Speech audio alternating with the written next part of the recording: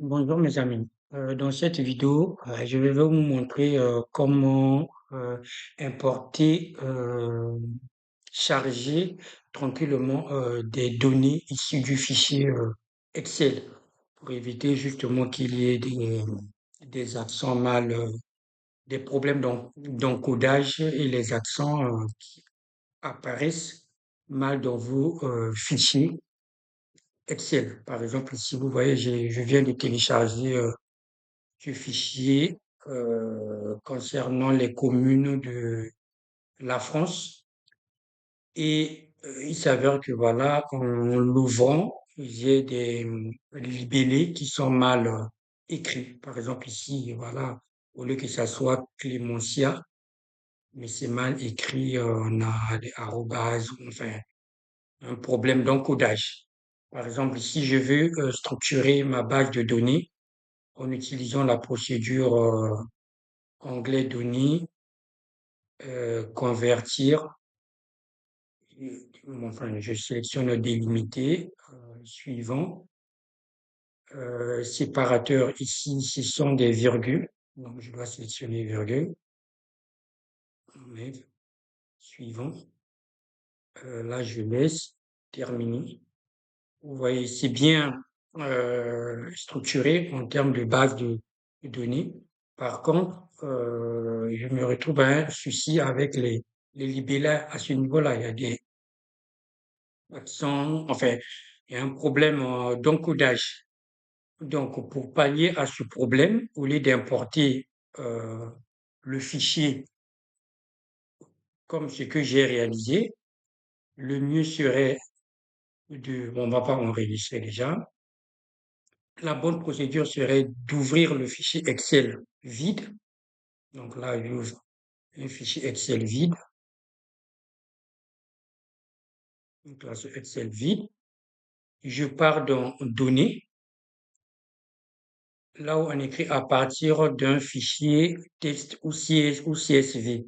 Donc par rapport au format de notre fichier, c'est un format fichier CSV. Donc, donc à partir d'un fichier, dessus, je pars là où se trouve mon fichier, c'est dans téléchargement. Toc, toc, toc, toc, euh, téléchargement, le fichier là, tac, importer. Je regarde bien c'est quel format, quelle extension. Donc on dit TXT